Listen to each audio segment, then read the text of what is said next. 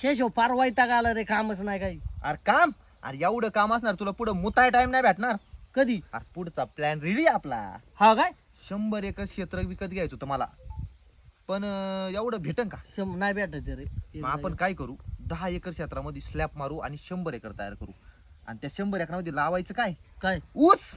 अख्खा? हा, मग 100 एकर मध्ये ऊस लावायचा. आता 100 ऊसाचा बागायतदार होणार मी. अरे वा. आणि आता एवढा ऊस आपला आहे म्हटल्यावर कारखाना पण आपलाच लागेल ना. हा. आणि त्या कारखान्याचा चेअरमन कोण? कोण? तू. तुला चेअरमन करणार मी.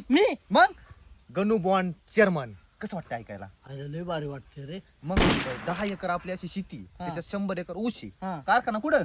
कुठं? खाली. ऊस तोडला का डायरेक्ट कारखान्यात. वाहतुकीचा विषयच नाही. तोडायचा कारखान्यात, तोडायचा कारखान्यात, साखर बाहेर. आयला केशव, लोकांक पैसा असतोय, अक्कल नसते. तुझ्या दोन्ही आहे, तू कुठून शिकून आला रे? इस्रायल तर काय फुकट आहे का मी?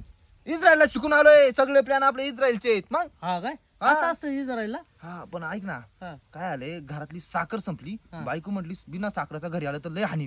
100 रुपये आहेत तुझ्याकडे, साखर घेऊन जायची घरी. आयला पैसे तर माया काय नाही, मग एक काम कर ना. पैसे लय माझ्याकडे, हा. बँकेत ठेवा जागा नाही. हा. फक्त विषय काय, 100 रुपये सुट्टे पैसे नाही म्हणून म्हटलं. एक काम कर ना. ते एक जण मला विचारित होतं खत भरायला शंका, मी त्याला 500 रुपये सांगितले. मग 200 भरू 100. नाही 250 घेऊ त्याच्याकडून, खत भरायला जाऊ. चल आपण. हा चल.